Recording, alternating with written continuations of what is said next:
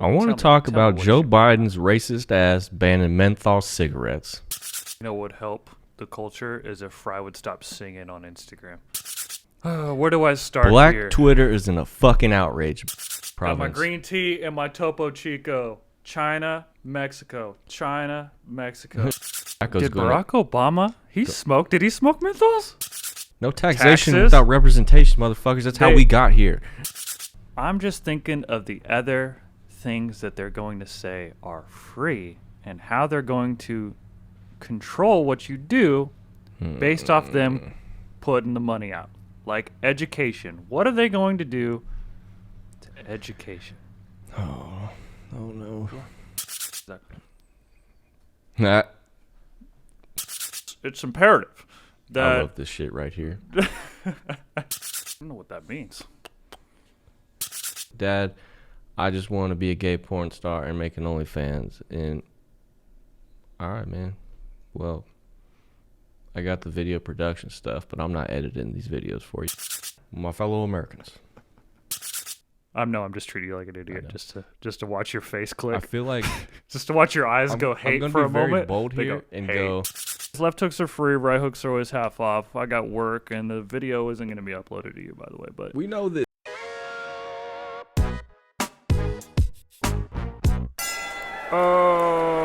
Where should we start today? Obviously, left hooks are free, right hooks are always half off. It's for you and your mother. Oh, I wanted to address, once again, the Crybaby Cooper. Joshua, the Crybaby Cooper. Oh, we got somebody crying in the comments, huh? No. He's crying on Facebook. He commented on one of my things. I said I was trolling Jocko because I like doing that on Instagram because he's like so stable that he probably can like completely handle me trolling the absolute hell out of him. Live your life. Right? Thanks. So I posted on Facebook that I'm trolling him. And he commented something and it didn't sound like the way it read was really poor. It sounded terrible. He's like, Jocko, I was like, is that English? This is the King Koopa. He's the one writing this? The Crybaby Cooper. That's what we're calling him now. Oh, Joshua Crybaby Cooper. Yeah, he's now the Crybaby Cooper. Kick me out of your fantasy league like you did the other dude, Blake Jameson. I know you're an actual crybaby and you can't handle confrontation. Pull up, sign the waiver. He called me toilet mouth. That's funny. Is that even? I like that one. Toilet mouth. He called me toilet mouth, not potty mouth. He had a kid and now he can't handle cussing. It's funny. Oh, he's being like, he's actually concerned about your cursing. He said I can't. He said I can't say a sentence without cursing, which I'm pretty sure I just said all of those sentences without cursing, and it wasn't a struggle whatsoever. Shall we have a little challenge for Joshua the Crybaby Cooper? Oh, whoops, I cursed. I was gonna say, you want to see how long we can go without cursing? Not really. Okay, well. No, because like to be completely honest, like I was talking with the guy at work about this because he also doesn't like cursing, but he's religious, unlike Crybaby Cooper. Crybaby Cooper just cries. He's just a baby. I've always wondered this, and I've never like went down this rabbit hole somehow. Never went down this one. Is there anything in like Christianity that says you can't use swear words? I think so. To the I don't have quotes on that, but like everything, it's kind of like roundabout. I mean, there's some things that it's crazy. So we take things from the Bible and we're like set in stone, like this kind of nebulous phrase, right? This sentence, this statement, right, made by God or whomever, guides your path with absolute order, right? And then we'll literally sit here, and the rednecks will be like, thou shalt not kill, right? Which is a pretty plain statement, right? Yeah, I mean, but... And we'll be like, no, it really means murder. That's why we can go to foreign countries and, like... I was about to say... do what we want. That's why I mean? That's why we can bomb civilian apartment buildings in Aleppo and then blame it on Russia. But, there's that. Right. That's what I'm saying. It's crazy how we're like, this one translation that could mean don't be a pedophile means that you can't be gay. And at the same time, when that old man was getting picked on by them kids for calling him bald of head, God sent 2 she-bears from the wolves to kill all 42 of them young lads. But no one wants to talk about that section of the Bible. That's what I'm saying. Look, I'm Christian in a way. Like, I'm a believer in the fact... I believe that a higher power most likely exists at some level. Yeah. Whether that higher power be just like way higher than me, or a physical function, a scientific function that we can't even perceive. That's kind of where, like, these days, that's where I'm at. I'm not so, I don't know, what's the word, agnostic as I may have been when I was younger, but at the same time, I don't think white hippie Jesus was the way that rolled. Like, I'm not mad at the teachings of Christianity, and I feel like as I got older, I realized it does a lot for people, so there is a place for it. You know what I mean? Yeah, like I'm with you on like the functionality of Christianity, right? Because I've told people that I think it's really good for you to self-reflect, right, and actually figure out what you believe in, what like you believe in, and why you believe in it. Not my mom told me not to steal, so I don't steal. Shout out to what's that one troop that you had that stole chapstick? Oh, fucking can we say his name? I don't care. Why couldn't you say his name? His name was, what was his name? Kendall Griffin. I think he now goes by Kendall Smith. Call him K Smithies. This dude used his like mom as his moral guidance. For but everything. Apparently his mom never told him not to do hit and runs on base and steal chapstick. Definitely did a hit and run on base with no driver's license, mind you. I think he tried to lie about it. Allegedly, when confronted, he cried like a little baby about it in the office. But this chapstick thing, I might give him that one because he's like, I've got the chapstick. I didn't think nothing about it. I put it in my pocket. And he's like, I paid for hundreds of dollars worth of shit, but I just like forgot that I had put this chapstick in my pocket because I had used it. So I was like, I'll give you the chapstick. But he also hopped the wall, the base wall, perimeter wall, to go to Taco Bell or some shit like that, and got caught. He's just dumb. Yeah, he's from Cleveland, so there's that part. Yeah. But yeah, back to cursing, right? So it's really easy. It's really easy not to curse. It's really easy to formulate sentences with, clear thoughts, and you really sit there and you were like, oh, let's try to convey this super accurately, right? Like, I want to say that I really don't like that house because of the carpets. The carpets don't have the feng shui, or they don't fucking match or whatever. It's like, it's really easy to do that, but you just heard me right there. I literally was like, they don't fucking match, right? Well, yeah. Which is, it's way easier just to say that, like, if you told the realtor and she's like, oh, do you like this house? I'm like, yeah, I like this house, but the fucking floors don't match. She's gonna be like, oh, he doesn't like that the fucking floors don't match. Right? She's going to get that. And she's not even going to be offended by it. Right? Because you plainly said that. Right? It's kind of like how people voted for George Bush because George Bush sounded like you. Right? And then they also voted for Obama because he didn't sound like you at all, and he sounded like a god. He sounded like super smart. Right? Like, that all exists. Right? You can be successful and be like, can't fool me again no more, whatever the hell he said, right? Fool me once, shame on you.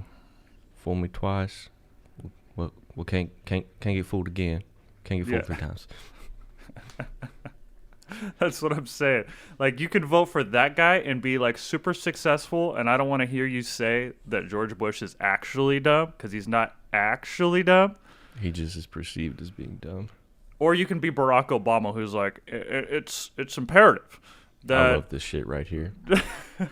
I literally have adopted this into my life because he's got the Men in Black holder. Like, he's just so used to clearing people out. My fellow Americans. You get what Actually, I'm saying, though. I found a nice little study from Marist College, a psychology specialty type of school, and they basically said that people that use swear language in like multiple uses and facets and ranges of emotions throughout their context of conversation are statistically higher in IQ than people who do not use swear words. They said it has something to do with your fluency in the English language, and there's a correlation between IQ and your range of emotions and or ability to draw on the use of swear words. So if those of you that just say shit like, "ah, fuck," like, yeah, that dude's probably dumb. But like, I feel like us when we're like, "that bitch, fuck that, fuck this shit," but we use it like expressively in different contexts, different ways, we are actually showing the likelihood of a higher IQ than you, Joshua, little boy Cooper. Nah, he's smart, dog. Don't let him fool you. But I'm cool with you talking shit. Like, I'll actually give it to him. He's smart. You might just see me one day. I don't know what that means. Not I like where your head's at, though. I'm trying to figure out what you're doing with this robe. You just decided that you were gonna Bert Kreischer or what? Well, I wear this robe every day. This is my daily morning robe. And today... Do you wash it? Well, yeah, I wash it twice a week. I get a shower as soon as I wake up. I put the robe on, and I take my boys outside. I get my coffee. I usually get my life together. But today, I was doing, it's Thursday, podcast day. I usually get dressed, and I was sitting there, and I was like, I'm just wearing the fucking robe. Fuck y'all hoes. All 10 of y'all. Yeah. Yeah. I do wonder if we would get more viewership, though, if we... I don't know. See, that's the thing is this is more of who I am. Like, I literally cuss in my daily life. Well, there's a lot of, like, those big-time podcast people that are basically saying, like... Go ahead. There's no real correlation between not cussing and, like, viewership. That makes sense. I've been cussing since the 3rd grade. It's just your ad. Like, they care about ad sponsors. We don't have ad sponsors unless you try to sponsor us. Shout out. Do you remember your first curse word that you said? No, but I remember my first, like, obscene gesture that I ever threw down. Oh, yeah? What's that? Oh, yeah. I think I was 6 or 7 years old, and I was heavy into WWF Raw. And at that point in life, Raw was ran by your boy Triple H and Shawn Michaels and the D-Generation. And then I remember my mom was... I don't know what was happening, but I was walking through the yard, and my mom was saying something. I must not have liked it, and I was just like, bow, hit her with the D-Generation X sign, which I didn't. I just thought it was like a gesture of like, fuck you, of like hostility. I didn't know like what it meant. I was like, bow, gave her the suck it, and she wilded the fuck out on me, like rampage mode. And I was like, running. I was like, what is happening? And I remember... my mom been like, don't you ever fucking do that. Don't you ever do that to me. And then I remember going back to my dad's like later that day, I think, and him like talking to me. My dad's like a super stoic individual. And he's like, do you know what that means? I was like, He's like, this is what that means. I was like, I'm like 6 or 7. I was like, well, what's that? He's like, that gesture means suck it. And I'm like, what are we like? I'm 7. Like, what are we sucking? I don't understand what's going on here. And I think, obviously, this is a really vague memory for me, but I think at some point he realized I didn't know what the fuck was going on. He's just like, just don't do that. All right, he's like, you can do that to your friends. Don't do that to your mother. That makes sense. So I'm back to the That's basketball good court. advice. Fuck y'all. That's good advice. Yeah, I mean, it is kind of good advice. I got to figure it out at some point, right? My first one was, I said, damn. I said, damn. Ooh, we were at Lisa. Could get really mad about that. No, she laughed. We were in McDonald's at the drive-thru, and it was really early. And I think I said, damn, it's early. And she just like, what? I was like, oh, I didn't mean to. She laughed. She was like, that's all right. And then I went to school the next day. I was like, what's up, bitches? And like, and kids at school were like, dang, Chris is cussing. Shout out to Walter White Elementary School in Sirius, California, where all the really crappy people live. You went to a school named Walter White? Uh-huh. Like fucking O'Brien Breaking Cranston? Bad? Yeah. Walter White. was the name of my elementary school up till the 5th grade. And who is Walter White in life? Dude, I don't know, but his school sucks. Yeah, I went to Lincoln Elementary. Shout out to Big Abe. I probably wouldn't have been who I am if I stayed at that elementary school, which is crazy to say. Why do you say that? Like, because the kids were so bad. Like, I was bad. Like, I was cussing in the 3rd grade. I was wearing ice gel in my hair. You remember the ice gel? I remember that phase. The colored ice gel? With frosted tips. I had, like, the blowout hair like I was Pauly D. Wearing my puffy Dallas Cowboys jacket that my grandpa bought for me. And I used to like to wear the blue ice gel like a maniac. And, like, here's the funny part is I was, like, not good at fixing my hair. So I'd, like, put my hand through my head and I'd, like, have some on my forehead. Halfway through the day, you got the crusty forehead and you're like, But I didn't care. I was there to play football during recess. Big facts. So, I mean, it is what it is. Recess for me in elementary school was all about hooping. I'm scouting report, lining people up.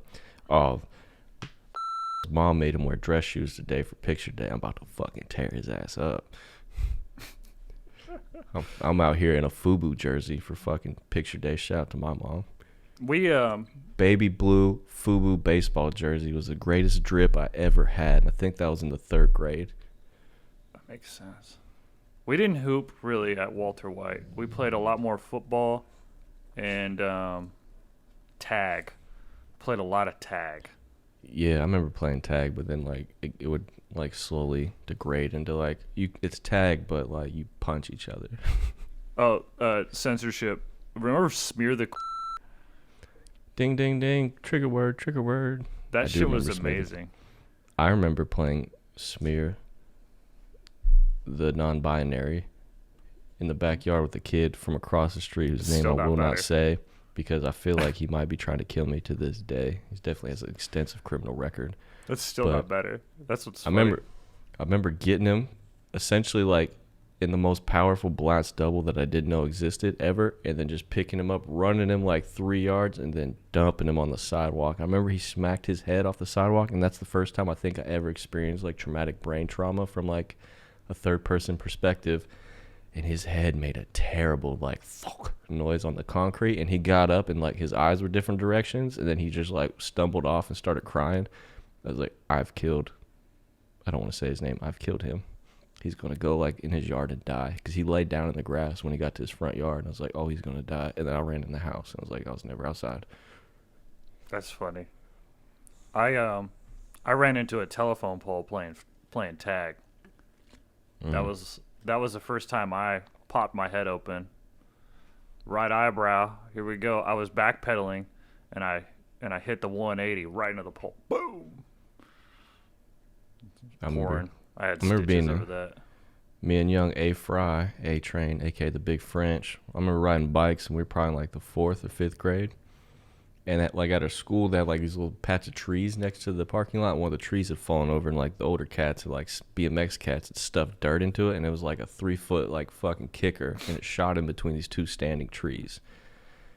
But I had this sick nasty. My dad was like, when my dad was like going to get you something, he would save up the ends and he would get you something nice. So it's like, I got one bike for my childhood, you know what I mean? But it was like, I'm going to get you one bike, and it's going to be that bike's going to last you. You know what I mean? He's like, this bike gets stolen, that's on you. This bike, you know what I mean? It's like, you get one, take care of it. He hit me with the Fat Boy, Specialized Fat Boy, which was made to like jump off dirt tracks, because I was a thick boy. I needed a thick frame. I couldn't have no Huffy. I bent the shit out that joint. So I was like, I'm going to hit this jump, and I came fucking dipping through there. And I was like, and I hit that bitch, and I was like, dummy high in the air, like 8 feet, and I was like, boom, I stuck that shit. I'm like, fuck you. And then I came back, and I was like, I'm gonna do a 360. I don't know how to do a 360. I've been watching X Games all fucking week. I'm yiped. I'm getting it. I come through hot, and I'm like, I'm just gonna spin when I get to the top. I spin, but I spun too soon, and I hit the ramp and the trees, and then I went straight left, then bow, face first into the tree, and then I hit and I landed, and like I'm like womp womp womp womp womp womp womp. I see my tire just. I stand up and I was like, dang, and then Fry's just like. I'm like, what's wrong with you? And I was like, my face feels really warm and wet. And I was like, what? And then my sounds like, what's wrong with you? I was like, well, that sounds weird. And I go like that, and it's just blood. Like I had filleted my. You couldn't really tell on the outside because like inside my lip right here, I had filleted everything open in my mouth, and it was just like a waterfall coming down my shit. I freaked out. I was like, "Frog, go get my dad," which was like, I don't know, 6-7 blocks down the hill. And then I sat there and I was like lightheaded and shit, so I couldn't like get on my bike. And then Fry dipped to go get my dad. And at some point in time, I got on my bike and was like, I'm just going. And then I'm like going down the hill like stupid fast. And I'm like woozy, like, oh. And at some point I passed fucking Fry. I got to my dad and I walk in. At this point I'm crying because I think I'm dying. And I'm also like, what are you, like 10 in that grade? Because I'm like, I got a white fucking and one fucking sleeveless on, and it's now looks like a fucking blood red Nike shirt. And I just walk in and my dad's like in the kitchen cooking. He's like, damn. He's like, what the fuck did you do? I'm like, cool, Scott, a little compassion could have been used in this moment. He like lifts up my lip and he goes, that probably needs stitches. Never got stitches. You know what I got? I went to my grandma's house that night over on 12th Street. Shout out to Big Stanley, grandfather. He takes a look at it. He says, I can take care of this. Gives me a little chapstick and some super glue. Glues me all up. And now, as you can see as the audience, my lip doesn't fucking move fully. I feel like that might have something to do with it. That works. I mean, whatever. But shout out to Grandpappy. Saved me a trip to the ER. Don't need no stitches. We got super glue. You know how many times that man glued me shut in my childhood? So many times. I wish, because he went to the ER one time with my grandma when she cut her hand in the sink on a broken glass or something. And in the ER, we were sitting there, the three of us, and the dude was like gluing her hand shut. And he's like, this ain't the glue that like ERs use ain't that special. He's like, it's just your run-of-the-mill super glue. He's like, just put iodine in there and it cancels out all the chemicals. And he's like, if you really want it to work, you put a layer of chapstick on your skin on the outside, like not the wound. So that way when the glue goes in, it doesn't like tear your skin up. Grandpa got that in his head, and he's like, fuck going to the ER. We can glue everything at home. So my whole childhood, every time I got like a wound that involved like, oh, you need stitches, he's like, I got it. And he'd go get the fucking, that blue shitty silver cap super glue. And iodine. Yeah. Built different. I only got... It was always the same thing. It was always my eyebrow. I split my eyebrow open a lot. I feel like you have very prominent brows. Like, you know what I mean? If you were like to be a fighter, you're going to be like Nate Diaz. I wonder. Yeah. I don't know. We'll see. Been sparring with Kyle. The mouthpiece comes in today. Ooh, let's talk about that. I want to talk about that. All right. The Papa Glide is sparring for real. Now, for those of you who don't know us that well. Hold on. By for real... Crappy, not good. No, but not like good. But you're sparring in an actual gym in like an appropriate environment with other trained, like not professionals, like trained like fighters. Amateurs. You know what I mean? Yeah. Trained amateurs, but they train to fight for real. You know what I mean? Yeah. They actually fight. I say that because we've got a lot of sparring experience in my garage, in my single bedroom apartment, in the dorms. Yeah. All these places that you shouldn't have sparring. Phone booths, sessions. Pretty much. Nothing but phone booths. Drunken phone booths. Yeah. It felt good to be in a big space that's padded. Like, yeah. That felt pretty good. An appropriate space. Like, that I could move. Like, I could actually, like, utilize my footwork to, like, constantly change the angle, which... I've always kind of wanted to do is to always do that. You could never do that anywhere we've ever sparred. No, and I'm not. Yeah, it's basically like stalk the other guy into a corner and throw. Or watch out for Bodie over the baby gate trying to bite at you. Like it was like almost like fighting in a Mortal Kombat like fucking scene. There's hazards. Did you watch the new one? No, I made someone a promise that I'd wait for them to watch it. Gross. But it's not. It's gross. Nuh-uh. Nuh-uh. We're talking about elementary school comebacks. I've also drank that coffee already, so I'm a little hyper. What's up? And it's hot, bro. It's so hot. I fucking hate this place. The humidity's trash. I'm perspiring because I don't sweat. Mr. I glisten. Man wants to go to Louisiana again, though. I'll start like Did you forget? I woke up. Did you I woke up this forget? morning and instantly said, "I ain't going back there." Like Oh, that. really? Actually, that thought went through my mind. I was like, fuck the humidity. I was like, this is just like Shreveport. I was like, you know what? I'm actually going to take that off my list of Remember how potential clear your spots. nose was, though? I can breathe It was so always good today. it was always like moist. Yeah. Like I feel moist. I have issues with my sinuses, especially if they get dry. Moist. Moist don't bother me. I know I it doesn't love- bother you. I love moisture. Moisture. Moist. Shout out to Um, what's our boy's name over at Shave 45? Moisture. Drip. Waterfall. what was his name? That was fucking. He used to DJ for 50 Cent and G-Unit way back in the day. Dang. The Drama King, right? No. No. No. DJ Drama. No. Who was this dude? That was oh It's damn. not Sway. No, because I always fuck with Rude Jude and Lord Sear on the All Out show. That was my shit. Like that was my favorite like radio show of all time. But what's old boys? I'm gonna go to the Google later. What is his name? He always had all the porn stars on there. Maybe that's where I got like this idea for Not Your Baby Daddy was from him. Was that your idea or Fry's idea? What it's Fry's name. I ain't gonna steal that from him. Fry's name was namesaking it Not Your Baby Daddy, but the idea to interview the OnlyFans porn stars and all that was me. Fry's actually quite against it. He's like, we should be doing something that helps like the youth and like the male social culture. And I was like, that's probably a good idea, but at the same time, I'd like to keep this spicy. You know what would help the culture is if Fry would stop singing on Instagram. Does Fry sing on Instagram? Or yeah, I believe it's on Instagram. When he does this, he's in the car. He's like, Nah. he gets all hype. You know what? You're right, because I just skip by it. When I see him in the car, I just skip by it. Called you out, Fry. We're He's not on that it. close, but I'm calling you out. Oh, he ain't gonna care. He's out here pushing them. I mean, he's probably bored. He's out here whipping that lift all day. Fry grinds, though. Fry hustles. I like Fry, man. He was fun. He was Fry's cool. a- He's super chill. Fry's a real one. I'm like, this is bothering me that I can't figure out who this host was. And I'm gonna be upset. Because he used to have like waterfall, splash, sound effects. Are you incapable right now? What? Are you incapable of Googling? I'm Googling it, but I'm not getting it. I just keep trying to give me Rude Jude and Jude Angelini. And I'm like, that ain't it.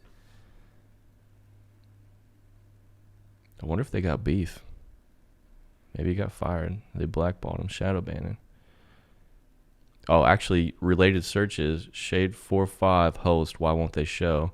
And then ... And I was like, they still won't show his name. They put a ... on it. Like, did he get canceled? I don't know. That's really weird. Oh, well, moving on. What'd you I get don't wanna into move this on. week? Oh, I'm still looking, but we'll move on for now. What is it? Who It's cares? nuts. There it is. Who cares? I don't know why, but that sound just hit my head. And I was like, he makes a sound. What's the sound? And he's like, and I'm, who kid? I was like, DJ Who Kid. I like it. That was like one of my favorite shows. Who Kid was wild. I used to fuck with all the songs because he did I think he did the St. Valentine's Day Massacre album with 50 back in the day. Makes sense. Let's see, he did the 40 Glock mixtape in 08. He did 50 Cent's mixtape in 02. A lot of 50's projects. DJ Who Kid. I like that guy. Yeah. So back to sparring with old Kyle. Oh yeah, big facts. It's man, my feet are so bad and my hands are so slow. It's ridiculous. You stuck in the mud out here? Stuck in the mud? Yeah, for sure. Like I'm not super stuck in the mud because I move, Yeah. but like I don't have the transition period. You know what I mean? Like when you're moving and then you go from like a lateral movement to slipping inside and then throwing. Like You gotta start because you gotta start chaining things together. for as long as I am, I have like no distance, which is weird. That's footwork. Yeah, it's really really weird that like either he leans in hard enough to like offset my distance that I have, which is possible. Like yeah, he That could be. like he's over his front foot enough to where like me being over my hips makes up for the difference. That's 'Cause he's shorter. I think he's about as tall as me. I don't know, man. What's his stats like? Has he got long arms, long legs? No, I don't think he has that long limbs. So he's I mean, if he's heavy on the front foot, he might be, because that's kind of like what I do. I bait the front foot because I don't have long arms, so I need like that extra little play, that little pullback action. Interesting. One thing, like we talked about this yesterday on the phone. For those of you that box, the incorporation of kicks is odd. Oh yeah, they'll Like fuck the game really up. odd. Not even leg kicks. Like we're always talking leg kicks, and leg kicks are nasty, right? Big facts. Like no pads on a leg kick ain't gonna feel good. But that being said, I got kicked in the chest, into the solar plexus a few times, and like that was super effective.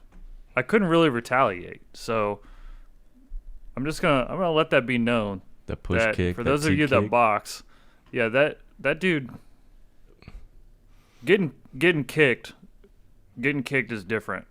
Yeah. I'm not gonna lie though, I'm thoroughly enjoying this. Like I'm thoroughly enjoying the stand up side and the transitions to the ground and all that. It's like- so much more added in. It actually like makes me really happy because like vicariously, I'm just trying to help him.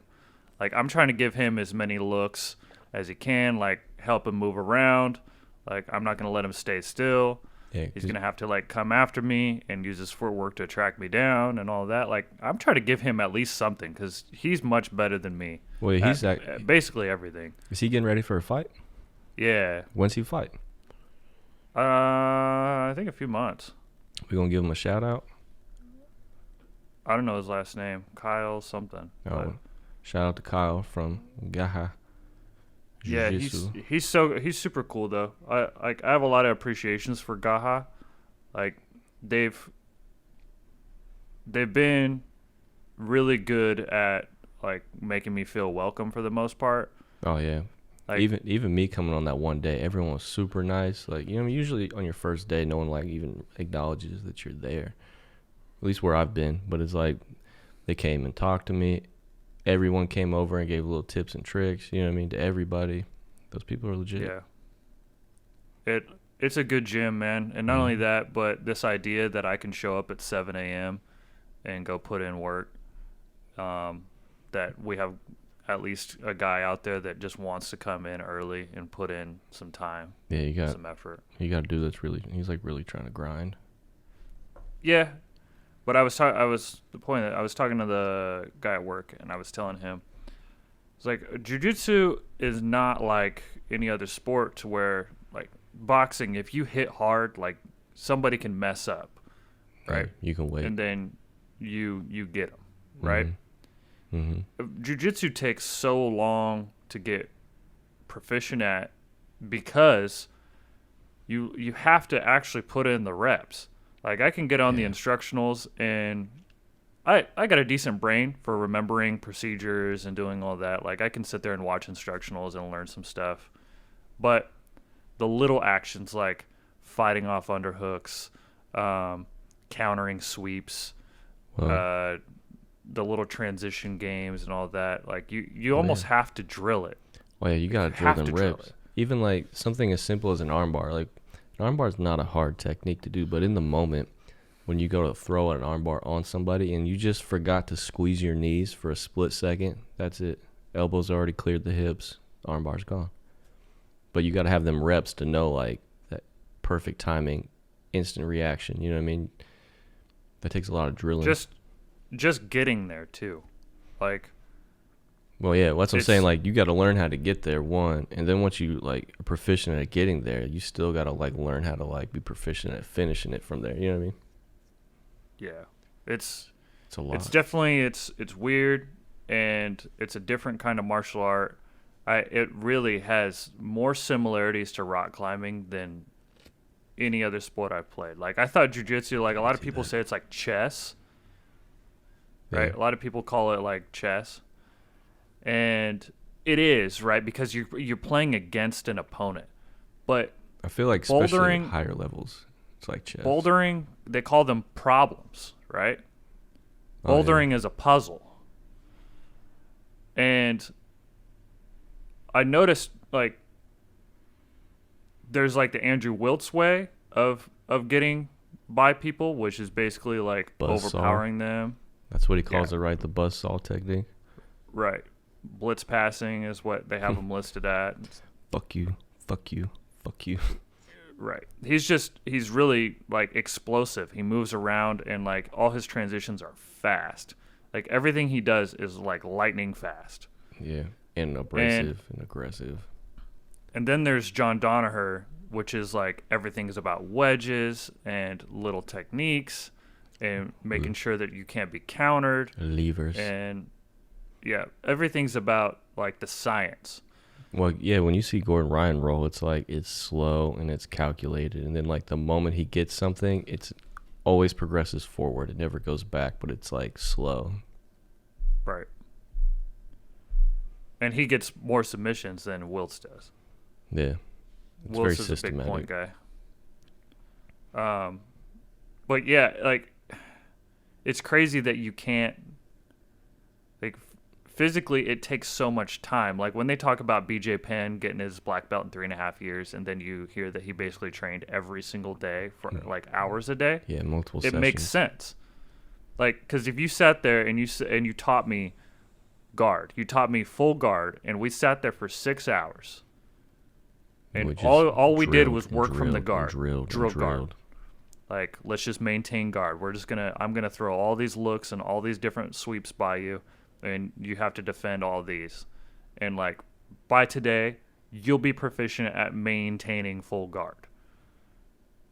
Yeah. Like, you could do that. I think, like, I look at myself and I'm like, I could probably get proficient at maintaining full guard against somebody my size with proper instruction if I spent probably 6 to 8 hours of that day doing it. Damn. Like, if I actually, 6 like, to 8 hours, you're going to get proficient about any technique. Right, but, like, same day. Like, same day. Splitting it up into different days, like, if you go to an hour-long class and all they taught you was full guard for 8 weeks, right? That's a long, like, spread out. Like, my brain doesn't learn like that. That's kind of like, that's how my last gym did it. It's like this 2 weeks is all side control, and we just do like 3 or 4 aspects every single day for weeks on end. Makes sense. Yeah, but, like, the similarity of that to rock climbing is like, I used to literally go in the gym, right? And when I first got there, I could climb all the zeros, all the V0s, which is the lowest, right? I could find, well, besides kids, right? I could climb all of those, right? Because my hips are square. My hips were square, and I didn't know how to move my body around and didn't have the balance. I was using a lot of arms. You know what I mean? And I got to the point where I could climb the ones really quickly, the V1s, and maybe hit a V2 that was basically like muscle it out V2. I got to where I could do that pretty quick. And then I remember there was this one problem, right? And I'm sitting there, and my buddy Nate, and shout out, it's Nate's birthday. Shout out to him. Mickey Free, happy birthday. And my buddy Craig, right? And we're all sitting there trying to hit this thing because it's like you're under this like little cove thing, like this little notch in the wall, and you have like very crappy balance from there, and you have to reach back up with your left hand pretty far. Like it's only like probably 2.5 feet distance from where your arm currently is. Yeah, but your other anchors have to maintain while you go up to hit that. And you can't really jump because you have this thing kind of by your head that if you look up, the minute you look up, you fall. So you're tucked in that joint. Right. So it was like really hard to get to the point to where I could get up and go grab that. I had to have the spatial awareness to know where that hold was without going and looking at it and doing all those things and maintaining my balance. And like that problem taught me these little itty bitty. It took me like 2-3 weeks to be able to hit that thing. Damn. Like I was going in there like every day, like until I was tired. I want to hit this problem. I can't get this damn thing. I want to do this. And then Nate came in with me, and like I could hit it every single time. Boom, boom, boom. And he's like, "How are you doing that?" And like I was changing up the way I was hitting it. I was two-handing it, doing all like going with the other hand. It's like I just know where it is. But I had to drill that wall over and over and over again. But that problem taught me how to hit other problems. Yeah, you took something because from that. The same body movements, I was like, oh, if I maintain here, I can creep up the wall and then shoot off the leg and go get it. I feel you. Right? So it didn't. When I wasn't in a cove, I was like, oh, boom, I can just go get it. Yeah. Right? And it's very similar to jiu-jitsu that it's like, okay, like you need this to hit a knee slice. Right? Yeah. And you're like, this is a different angle, but I can still hit the knee slice from here. Like I literally, I look at high-level jiu-jitsu guys in the same way I looked at like really proficient climbers. I'm like, remember that dude at the gym when we were in Phoenix who was like kind of stinky, right? You said he was like kind of grimy, but he was a route setter. He was like a god in that gym, and I was so perplexed. I'm like, I can't be within 3 feet of him because his body odor is powerful. But when you watched him climb, oh, that was crazy. He was so smooth. Like everything he did was super deliberate. When he knew where everything was. When he climbed the wall, counterbalance. It didn't look real. Like it looked like I was watching like a fucking Marvel movie because he would just. How the fuck are you doing this? Like, how's he doing this? Right.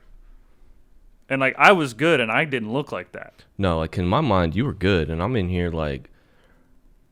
I was probably 210. I was thick at those times. I'm trying to like fucking muscle myself up here, blowing my forearms out, getting tendonitis in my elbows. I can't even do like any P1s, period, unless it involves jumping.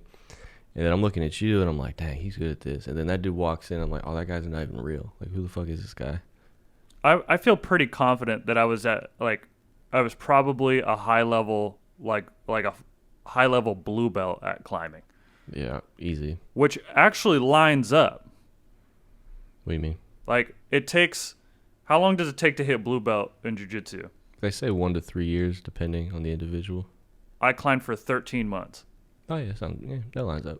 Like, it's pretty close, right? Yeah. And there was, like, I got to the point where I could get some V6s, right? Which V6s require, like, every ounce of everything, technique-wise, right? Foundational technique, which is what I'm saying. Like to be a blue belt, you basically have conquered the foundational elements of jiu-jitsu, from what I've understood from reading. Oh yeah, because like basically, when you're a white belt in jiu-jitsu, you're learning all the fundamentals, all the basics, and once you hit your blue belt, you're saying like, I am at least decently proficient at all the fundamentals. Right. Maybe like good they at this. Still have to like think about it and stuff like that. Yeah, you still aren't like reactionary and stuff like that. You know what I mean? Like yeah, you might have a handful of things. Blue belt, yeah, it's proficiency. A purple belt's gonna fuck a blue belt up because he's proficient in most of these techniques, whereas blue belt's like I'm proficient in like maybe my guard's proficient or my arm bar or something, but like everywhere else, they're still they know how to do it, but they're going through the motions in their head. Right.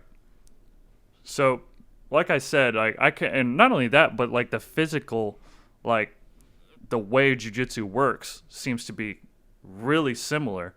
Well, yeah, there's a lot of tension, fulcrums, levers, wedges. You know what I mean? You got to know how to like use your body very geometrically, I guess, is the way to put it. Yeah. It's that sounded dumb. So, it changed my perspective when I thought about it like that, because I was like, the first day that I rolled with Kyle, I was like, dang, like, how am I ever gonna get to where I can like mess with this guy? Like, how am I ever gonna get there? And I was like, Kyle's like a hard bouldering problem. Like, it's gonna take a long time to get to where you can even work in that realm. Like, you can sit there and stare at that problem every single day. It don't matter. And like, you'll maybe get another hold here and there. You'll progress a little bit, but then like you realize that angle messed you up, and that you can't get the next one. And just because you got to that one doesn't mean you'll be able to move on. You screwed yourself later. Like, and that's like good, the way I look at him. 2 steps down the road is a trap, and you're like, dang, now it's too far gone. Like, he told me to counter his knee slice that I have to not let him get the underhook. Yeah. And I stopped doing that. I was like, no underhook for you. And he's like, boom, past me. And I was like, He was like, I stopped that one thing, and then he just did this. He's got something else in the bag for you. Or like, I tried to knee slice him or whatever, and then he just heel hooks me. I'm like, what the heck? Yeah, you gotta watch that with the knee cut. How did you get there? And he trap your foot on the thighs.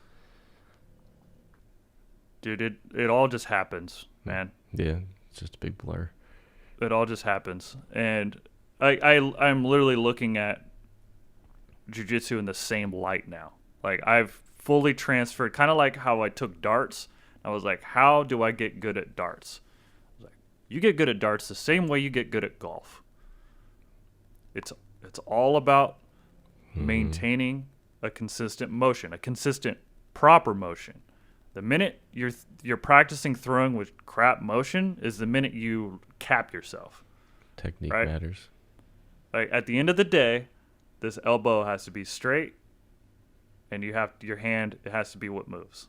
Like, the more you drill that, the better you'll get. The more you just drill that, the better you get. And it's same as golf. It's like, okay, how many times did Tiger Woods, stop on his backswing and check and see where he's at, and then go back there, and his coach would make him stop on the top of his backswing, see where he's at, start it over. And then people are like, how does he just stop in the middle of his backswing? It's like, because the dude's just drilling that. He's like, oh, got there, that's wrong, all right, reset, whack. It's like, he can do this, he can correct himself during that process. Right? And it's the same idea with darts. Like, I'll sit there and like, I'll pull the dart back. I'll be like, man, that didn't feel right. Boom. Like, boom. It's the same thing. Like, that's the beauty of playing a lot of different sports, is that you get to utilize the tools that you developed in other sports for these sports. Oh, that's why, like, when it comes to like children that you want to be proficient in athletics, it's like, back in the day, your best athletes played all the sports, right? Those guys, they like started on football team, basketball team, baseball team, and then there for a while it got to like people were very isolated. They're like, I'm gonna take him out of football because I want him to focus on basketball. But I feel like we've learned over that process that you miss out on like certain things. Like, you don't have to take football as seriously, but there's definitely different aspects that you're not going to get on the basketball court that you would get at least practicing, training on the football field.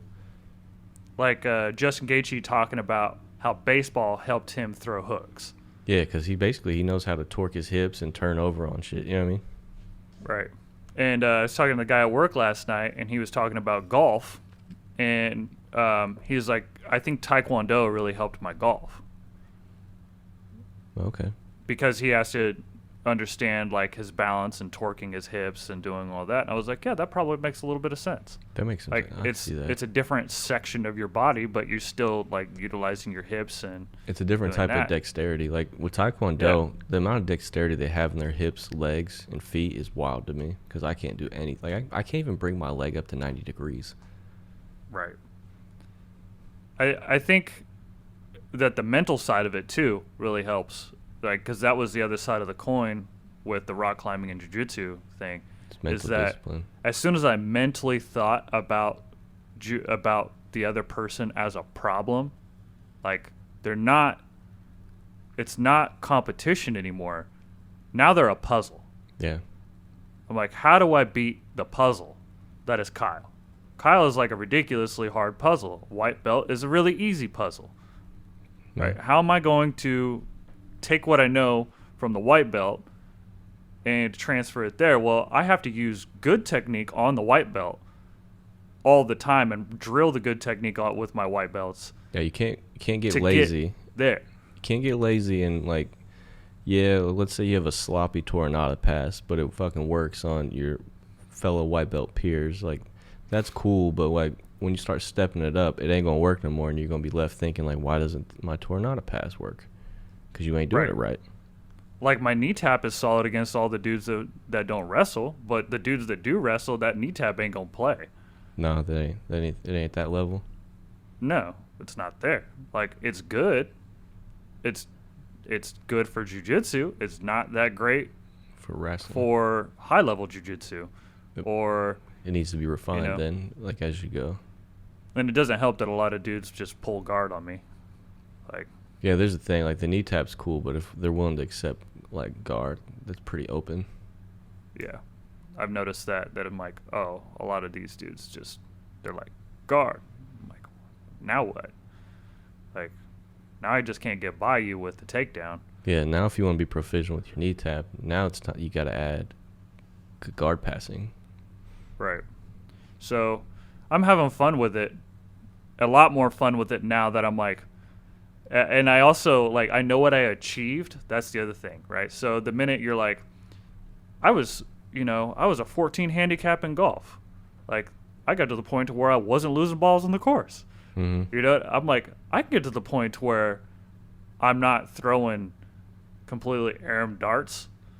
Like, you're like, yeah, I got there. It took me about 6 months of golfing regularly to get me there. I was like, 6 months of darts, I'll be good at darts. I'll be as good at darts as I was here, right? And I was like, 13 months of rock climbing got me really good at rock climbing. I was like 13 months of drilling jiu-jitsu with that same mindset and working on my technique and trying to be good at the foundationals. Like, I'm going to get good at flagging and backstepping and maintaining my posture and using my feet and being aware of all this stuff. I'm like, if I do that, I will progress at this. Yeah. That's what I love about jiu-jitsu, man, is jiu-jitsu is so much, and there's so much technique, there's so much strategy that you can make a lifetime out of trying to get good at jiu-jitsu, but there's still all these accolades you can collect, like, on the way that kind of keep you tied in. I don't know where I'll be in a year just because, like, I have to have the ability to drill. And that's the difference. That's the biggest difference is, remember I used to go climb for like 10 hours. I climbed for 10 hours a few days. That would be wild. Like, could you imagine drilling jiu-jitsu for 10 hours? No, I'd be exhausted. Like, not constantly, but like sitting there and be like, all right, let's drill this again. Like, look, there was guys in my last gym that would be there. I'd see them on Instagram stories at the morning class, the mid-morning class, the early afternoon class, and then at my evening class. I'm like, how are you, like, still doing this? Yep. You're in your fourth gi of the day, still getting it. Yep. That's I think it's real, man. I think that's something that like you were talking about teaching kids to be like, to have the athletic, I think I would call it like athletic dexterity. Yeah, I want you to have that range of like a little bit of everything. Yeah. Like Lomachenko's dad sent him to go dance. like, Traditional Ukrainian dance. Yeah, and that dude's footwork is He didn't amazing. box. He did not box for 4 years while he did that. That's insane. He boxed, like, obviously with his dad, but he didn't go, like... I don't think I'm going to send my son to dance, though. I mean, if he wants to dance, that's cool, but... I mean, I'm not going to make him go. If he wants to dance and that's what he wants to get good at, then he wants to like, dance.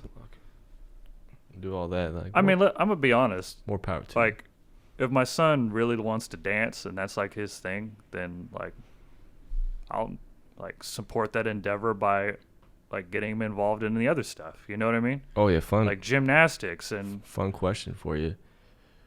For the young Kano children, Is there anything that's like where you would draw a line and be like, I don't know, like if there's an activity or something like that, like, hey, yo, pops, yo, puffy pops, I'm trying to be a fucking ballerina, and you're like, I don't know about that, Playboy. I mean, anything come to mind? Obviously, like, you don't want him to be in like a militia. Shout out to old boy with this alligator teeth. I don't know. Maybe I don't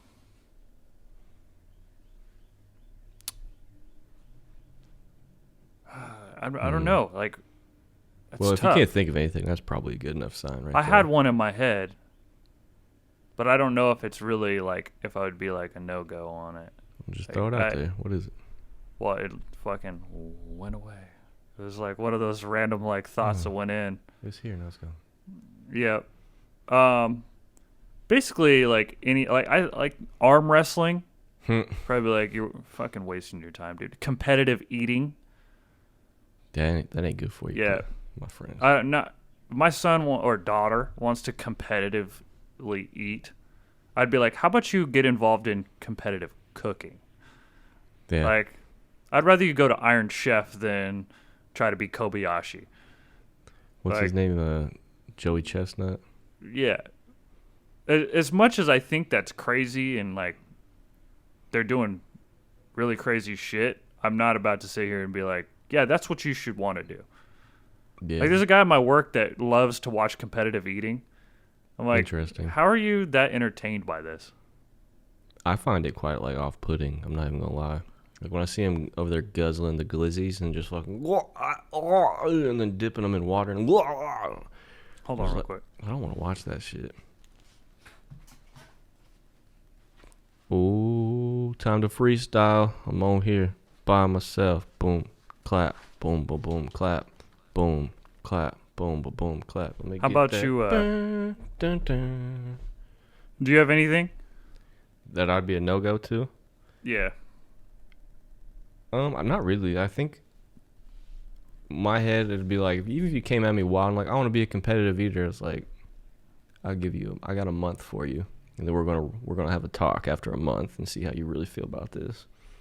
I think my goal is to have my children. I want them to know an instrument. That would be nice. Know a foreign language. And play a sport. Yeah. I know that's busy, but I feel like it's good to keep kids somewhat moderately busy. Well, the mental side of that, man. Like, I want my kids to understand competition and to be able to thrive in their own competitive way, right? Because some people are like, I just want to be a good teammate. Some people are like, I want to be the leader. Some people are like, I just am here to just participate. Yeah.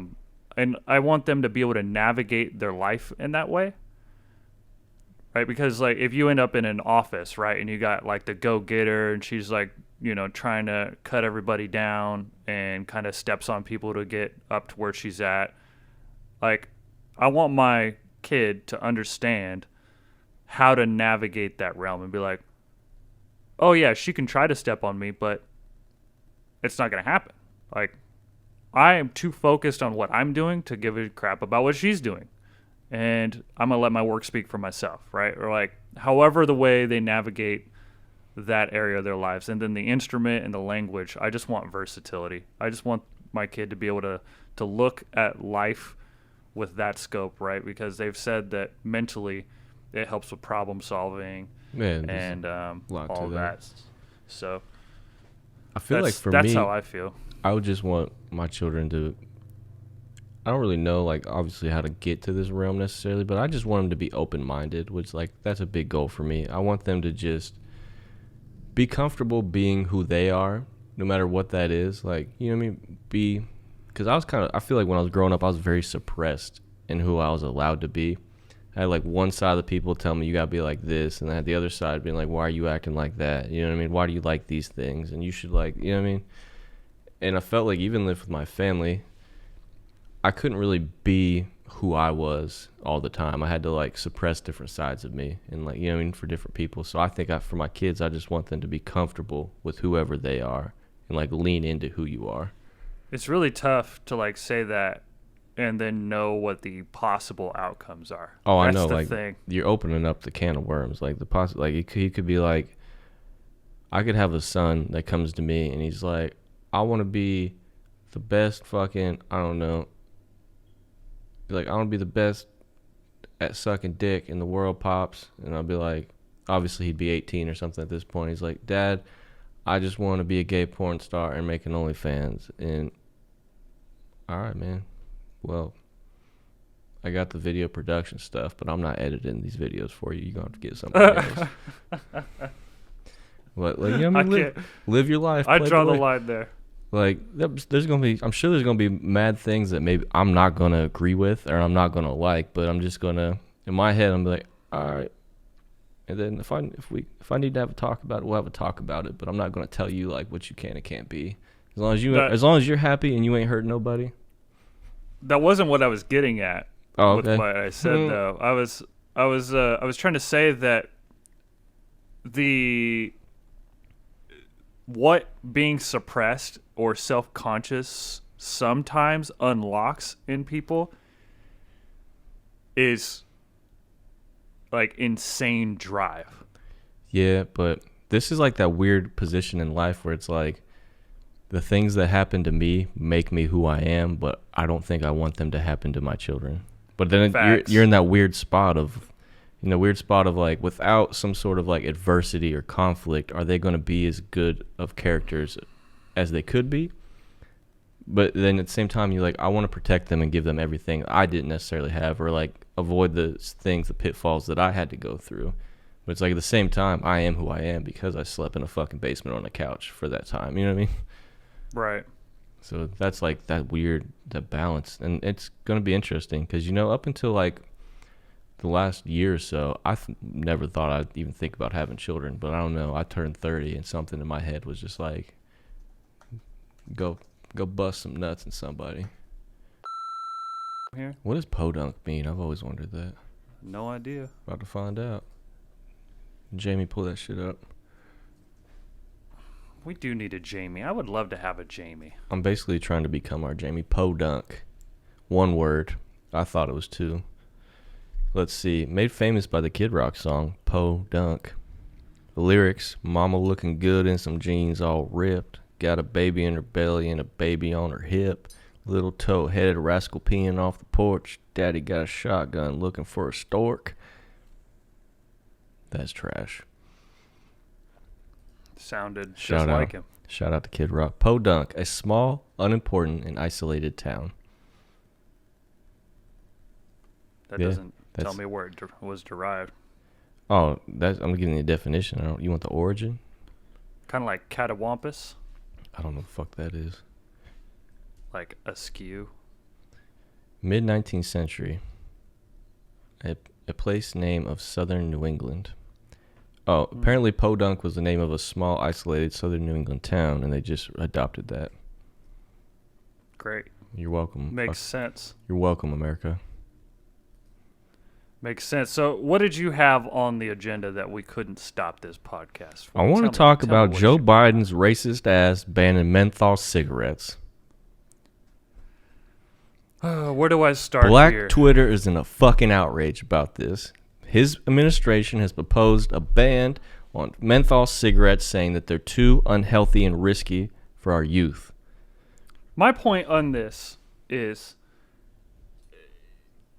if you're going to ban flavored cigarettes, ban them all. Ban cigarettes. I literally, as you were on the phone, I was just telling America about that. Like, from my perspective, if you're like, soda's bad, you don't ban dark sodas and just leave out Sierra Mist and Sprite. Yeah, you don't ban Fanta. You don't ban Fanta because, there's a great perception that the urban community likes Fanta. So you don't just say, fuck Fanta, Coca-Cola's fine. Yeah, because the children are prone to drinking Fanta. Here we go. The menthol ban would cover menthol-flavored cigarettes, as well as manufactured cigars and cigarillos, which are popular among children and teens, according to people familiar with the matter. This is according to the FDA. Apparently, only children and teens are smoking blunts, Mr. Kano. Well, this is my problem is that this is some Jordan Peterson style shit. This is the same mindset that bans sports cars. Mm-hmm. Like I said, soda. This is a slippery slope. Other certain forms of juice. Ooh. Okay, here you fast food in general. A 2000. Like, what are they gonna do? Ban chicken nuggets? No, they're gonna ban Popeyes and leave fucking Chick-fil-A. That's what they're gonna do. That's more of the racial line. I don't think it's racist what he's doing. I think he's trying to say that menthol cigarettes have more of an influence on kids because they taste better. Kind of like if you were to ban but Malibu rum as opposed to Scotch. I'm with you, and I'm with you 100% on this. I swear I am. And even in my mind, I was just telling America while you're offline. Excuse me. I was like, I feel like this stems from the flavored vape, right? Blowing fucking Gandalf clouds.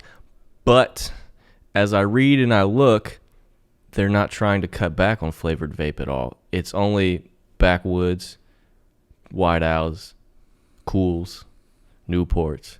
Like, it's literally, I went all through this according to the Wall Street Journal and the Washington Post, the two articles I've been skimming here, with all their information from the FDA and the proposed policy. They're not actually banning the flavoring of vapes or vape oils or vape products. They're only banning menthol cigarettes and flavored cigarillo cigars, which, according to a 2019 National Survey on Drug Use and Health, over 80% of smokers that use menthol are black, less than 30% are white, less than 50 are Hispanic, Asian, and multi-race. I was a minority. We, as white people, were a minority because, unfortunately, I also smoked menthol cigarettes for a portion of my life. Yeah. Which I'm not proud of, but I smoked the hell out of some Cools and Newports. And I smoked a lot of ports. Yeah, you did. You smoked ports like a fucking train. It make me nervous. You smoked so much, like, it's still to this day surprising to me that to look back and be like, shit, Kano used to smoke cigarettes. And people are like, oh yeah, you smoke. I'm like, no. Kano, like, smoked cigarettes. Like, my dude rolled a pack a day pretty much. Almost. Depending on if I was drinking. If he was angry, which was often. Facts. He'd be outside my dorm room at that little fucking smoke tree that you had drug over next to my dorm so you could act like you could just smoke on my sidewalk. Just sipping E&J with a 2K controller, burning fucking, looking through the door at the TV. Remember those days? Solid. I do. Fucking John Doyle out there fucking smoking like my grandma. Ugh, I can taste it. I liked smoking, bro. I don't. I liked it. What's fucked up is, like, I kind of didn't even like it when I was doing it because I was out here hand sanitizer, wash hands, mouthwash, brush teeth. Like, I'm going through a lot just to smoke a cigarette. It's just, I don't know. Like, it fit my vibe. I don't know, I felt like it was very social. Like, when we were at tech school and it was purposeful because you couldn't smoke on base. You had to walk off base and we'd all go post up at the McDonald's. So it became like a social thing almost. I used to... But if they would have banned them, then that would have been lovely for me, I guess. I liked smoking Lucky Strikes, though, later on, like towards the end. I don't know about those. I like Camel Unfilters and Lucky Strikes. Oh, my man says he went unfiltered. He's like, I need all that shit. I tasted better, man. It tasted way better than the filtered. Like, it was more like a little cigar, like a cigarette. Now, change of pace here. Is it racist to ban menthols, or is it like uplifting to the black community because you're saving? According to here in the U.S., that same study, 84% of black smokers use menthols. So it's like you might be saving black lives. It's only racist if it's racially motivated. Oh, then this is definitely racist. because like everything is motivated by race according to the FDA. And then you have to figure out whether the stereotype is, remember we talked about this? Mm-hmm. Accurate, right? And you read the statistics that a large majority, a large group of menthol smokers is black. So the stereotype is in fact accurate, which is hence the outrage, right? Because nobody said, how dare you say that black people are the ones smoking? No, they're saying, we're the ones smoking, we have and this is targeting us. To show that, like, mainly 26 to 34-year-old black individuals, mainly men, according to here also, mainly black men, 26 to 34, make up over 80% of menthol smoke in the United States. That's a lot. 84% is a lot. So then you were talking about whether it's racially... So we know it's racially motivated, or at least motivated by the people who would smoke those, which is mainly black people, what we're finding out, which is the problem. But then, like what you said, is it trying to hurt or help? I see what they're doing, because they're trying to say that it's more harmful and this will help that community of people by getting rid of them. Apparently, the FDA has been considering a menthol ban for more than a decade, according to the 2009 Tobacco Control Act. For sure. But to me, this is more of a liberties type of issue, like freedom of choice. For sure, and it has been, and this is why it upsets me. It's like, well, if we're gonna have gas cars, let me have sports cars and SUVs. Like, some people use a car to go A to B. Some people use a car to go fast and have fun. Some people use it for both, right?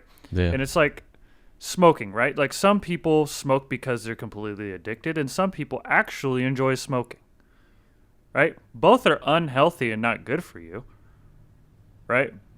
But either way, it's still something that you have to basically be understanding of. And that's the hard part, is like, you can't just ban bad behavior, right? This is the Jordan Peterson talk. He said, not everything wrong needs to be illegal. No, we just need to be educated and aware. But do you know why they're banning cigarettes?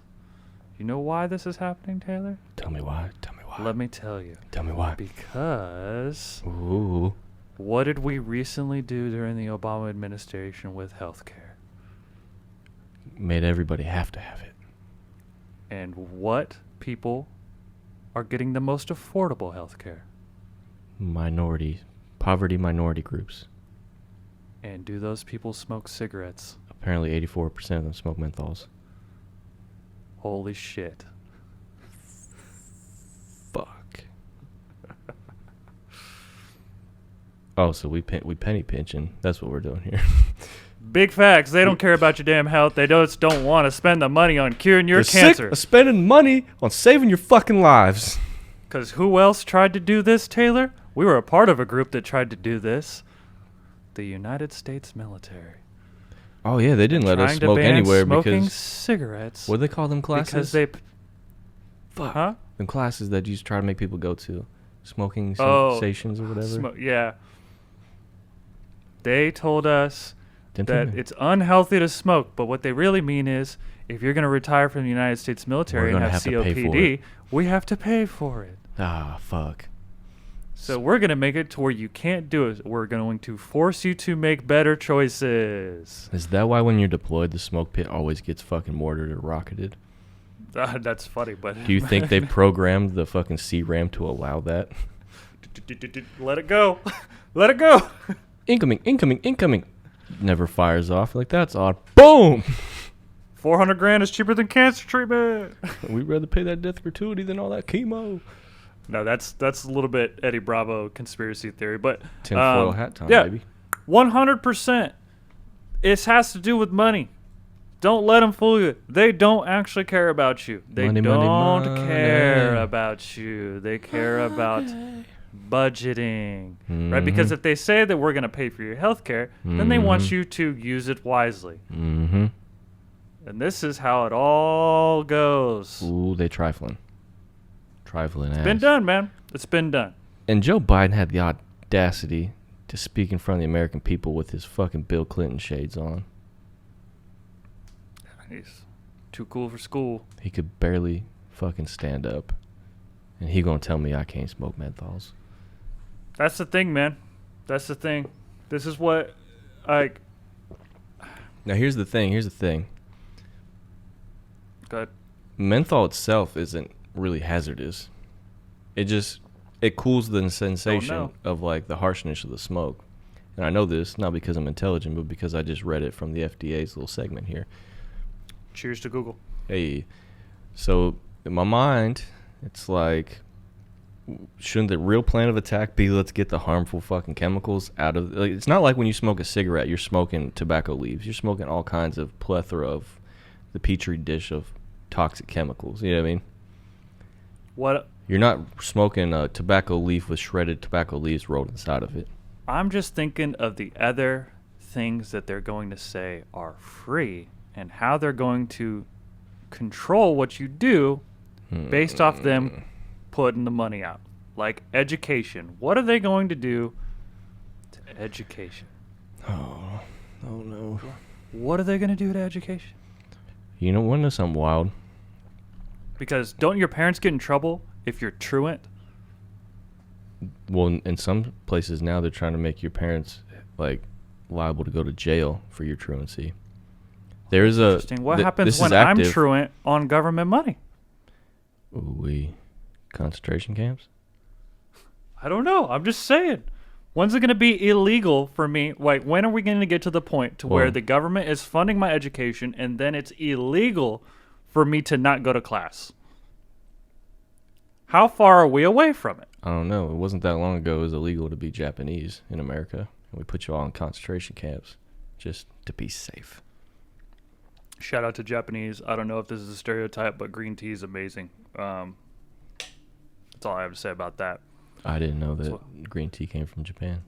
I don't know if it does. It probably doesn't. Well, I know a guy that knows. But it's good. But this is what I'm saying. Like, at the end of the day, if it costs them money, they're going to try to curb the behavior, right? And if they're giving you free money, they're going to curb the behavior that makes them waste it. First of all... You know why they don't give a shit about the GI Bill, about people not finishing their GI Bill? Because it fucking saves them money. Yeah. 80% of people don't make it past their first year of the GI Bill. It fucking saves them money for you to quit. They would love me to fail every one of my classes and then drop out after year one because they're like, ha, saved all that cash, baby. Yeah, because you spent the money. You put the money in.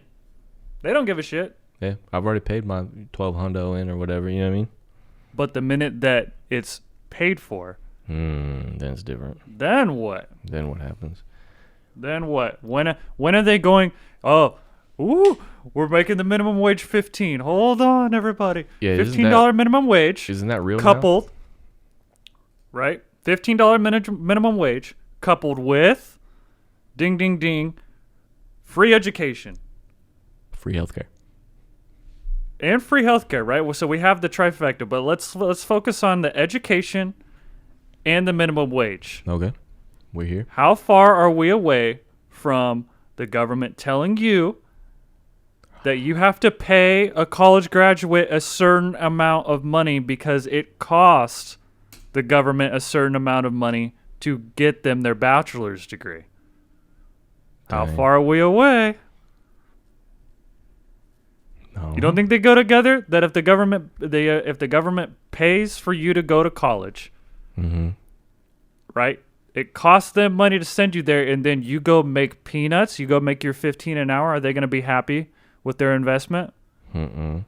So how are they going to make their? How do they make their money? Unless you're doing taxes? Like $15 an hour, and you're working like heavy federal contractor construction, and they're like, ha.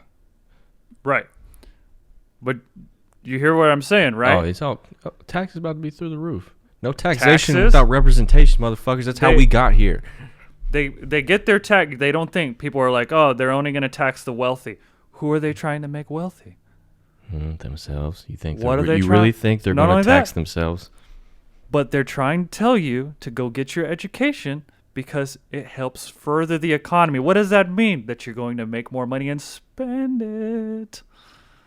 Yeah, they want you think it doesn't go together? They want you to stimulate the economy. That's like with your stimulus checks. You're Come supposed to like buy things with them. You know what I mean? Come on. This shit's wild. First of all, green tea comes from China, not Japan. China. China. I like green tea. I don't give a fuck. I fuck with green tea heavy. Shout out to China. Hunan province. Got my green tea and my Topo Chico. China, Mexico. China, Mexico. Shout out to Hunan and the COVID, because that's also where green tea and chamomile comes from. Sick. Oh, what if you drank chamomile and green tea? I wonder if there's a correlation between like COVID-19 symptom like severity. Probably not. It sounded cool. Cool. But yeah, this was fun to talk about because I brainstormed that and I was like, what the fuck? So of course this is why it's happening. Wrap up, final consensus. Is Joe Biden racist? No. Okay. Joe Biden is doing the right thing for the agenda that he's pushing, which is to make money by spending it. Yeah. He's also cutting down the waste that society is creating. I wonder what the backlash is going to be, though, like when they ban flavored, like, Backwoods and shit like that. Like, what are all these rappers going to do? What do you mean? Like, when I put a whole pack of Eclipse bubblegum into some water and leave it there and, like, microwave it for, like, 5 minutes to get all the menthol into the water and then put it in a spray bottle and spray my fucking cigarettes with it? Okay, easy now. Easy now, Walter White. Like, that's what I figure is going to happen, like the spice. Remember? Like, that's how they were basically doing spice. Yeah, they're just spraying basically, flavor like, on let's just put chemicals on this joint. I am curious because a lot of our politicians, whether y'all like it or not, are bought into big tobacco lobbyists, and big tobacco's did going. Barack Obama? Smoked? Did he smoke menthols? I'm pretty sure he smoked menthols. I don't even care. This is all feelings, no facts. Big Obama. How does Barack feel? Barack definitely smoked. Barack's fools. like, fuck. He don't give a fuck. He's probably, damn it, Joe. And Joe's like, well, we got warehouses for you, Barack. You're good till you die. Michelle, give me another pack. It's What's imperative. What's the Dodger's name? Yo, run to the store and grab Pops a pack of smokes. That's funny. That's crazy. Well, apparently they're trying to get Barack to ban menthols way back in 2016. He's like, no. Like, no, that's my shit.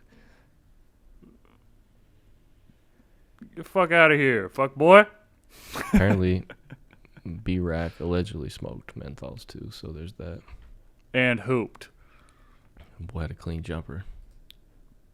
Oh, the free healthcare is coming. When are we going to ban contact sports? Ooh, CT's a problem though. When no are we more gonna, football. When are we going to start getting assault charges for violent words? I don't know. Did you see that priest got arrested? No. In England? What happened? He was reading from Genesis, saying that marriage is between a man and a woman, and the cops came and arrested him for hate speech. Well, they released him. It's important to note that they released him. Well, yeah.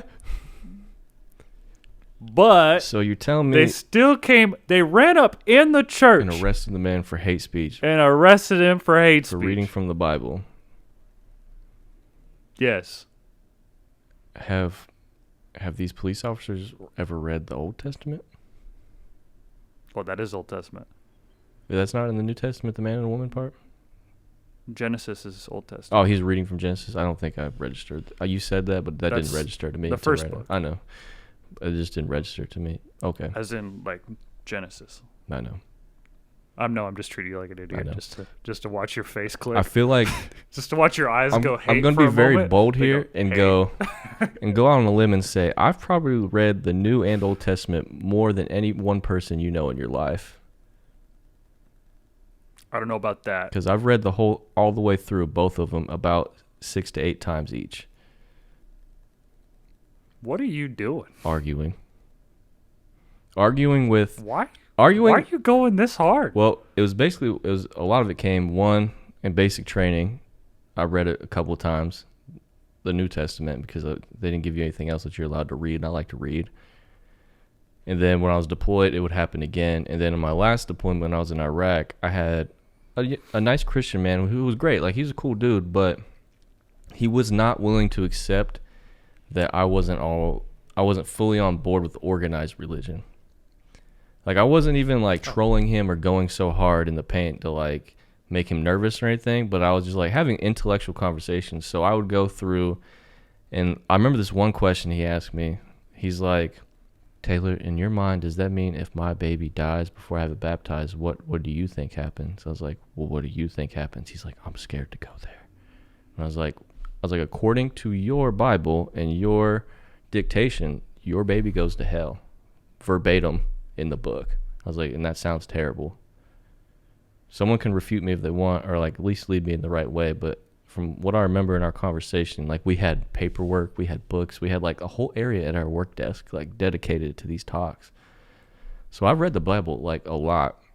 And then what was the reasoning behind this though? He just was curious. What was the reasoning? No, what was the reasoning behind going to hell for not being baptized? There's a part, I'm gonna have to try and see if I can find it. There's a part that basically says that like your soul can't pass into the kingdom of heaven and if it's have never been baptized. So the reason why they don't really, well, Catholics for a while did that with limbo. They basically you'd be in purgatory. They also, but there's not really any sin to purge there. But Jesus was supposedly wiped away original sin. Yes. So then, like, that's what baptism typically, like, purifies you of. This isn't a great argument because I'm not prepared because it's been a while since I went down this rabbit hole. Yeah. But you're supposed to get, if you don't common Christianity, when you die, you immediately go into purgatory. And then you have your judgment day, and then you're reunited. That's very traditional Christianity. Yeah, it's Western Christianity. Right.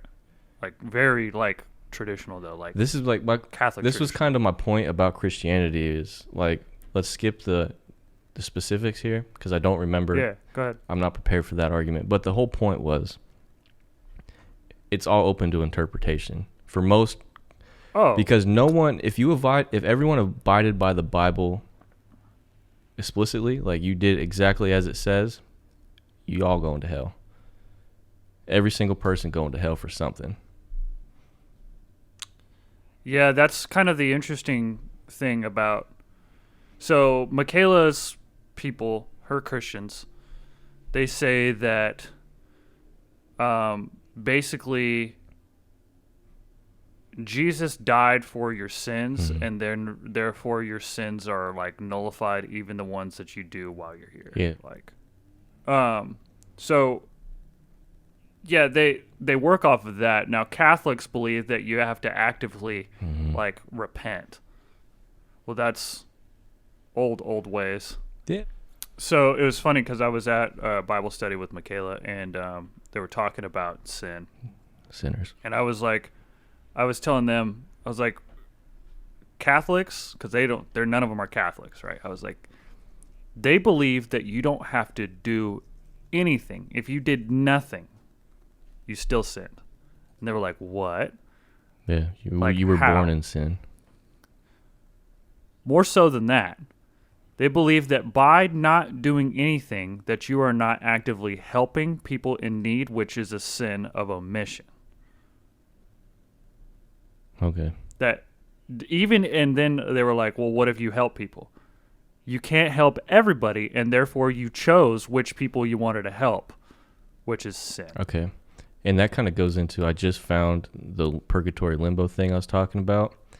And it goes along with that. It's like all babies are born with the original sin, and if you're not baptized and you die, then you never purged your sin. So you will have to go to purgatory, and in purgatory you either repent your sins there and like you get judged at that point. See, and this is why I work under the impression that there's a defined, I wouldn't say like defined, but an outline for what being a good person is and having a productive life is. And I believe so long as you're striving to do that, for the most part, that if there is a God, that he will save you, right? Because humans are not perfect. No. By any means. So there has to be some level of understanding, right? That an all-knowing God would have to have understanding, right? Like, there's no way that an all-knowing God created me with the ability to evaluate concepts and then he's just black and white with everything. Yeah, that makes. There's no way. I'm cool with that. I like that idea. Like, I'm created in the image and likeness of God, and I can think critically, and God can't sit here and be like, "Oh, you chose to help out the kids, but didn't go to war and help fight, for Syria." You didn't slaughter every individual in the city of Sodom, like I asked. Right. You didn't go forth in the Old Testament and then do what you will with the women, like God asked. Because there was people that questioned God, and God was like, "Hey, you don't do that." And then they were like, God was like, "Let me show you why." That idea of like God gave you that ability so you think would indirectly encourage that thought and interpretation. Some say that is that God didn't give you that. The devil did. Yeah. The devil's trying to trick you, and that you need to stay black and white with it. Right. But God also created Satan. Did God create Satan? Well, he did. He's a fallen angel. But here's fun, and you gotta remember too that I'm mostly Catholic when it comes to like Christianity. That's what I fucked around with. Lucifer was like the best one. Lucifer, son of the morning. That's the thing, is he ended up being the worst, right? Mm-hmm. But he was the one who had the ability. Poster boy. He was the what was it called? Free will, right? And he gave it to us. Dang. Well, we were given free will from God.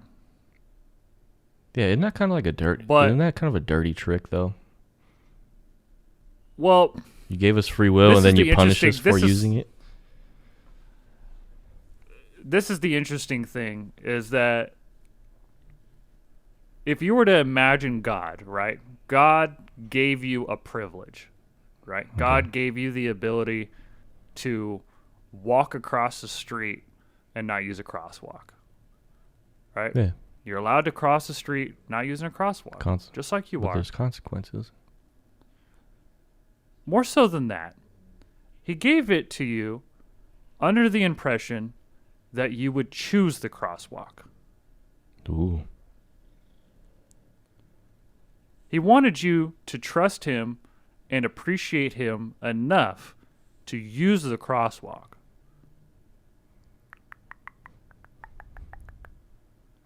Indeed. Which is a very interesting concept, that the reason why it's sin is because basically you're, by not utilizing the crosswalk, you're denying God. Which is basically like being a really shitty friend. Yeah. Basically, God created friends, and then the only way to get into the hangout spot is by being cool with God. Kind of. It's like the overall breakdown that heaven is where God is, and you only get to go hang out with your boy if y'all are boys. Well, you know what St. Augustine said? What's this? That babies that haven't been baptized must be punished in the fire of hell, but only with the mildest condemnation. It's so weird.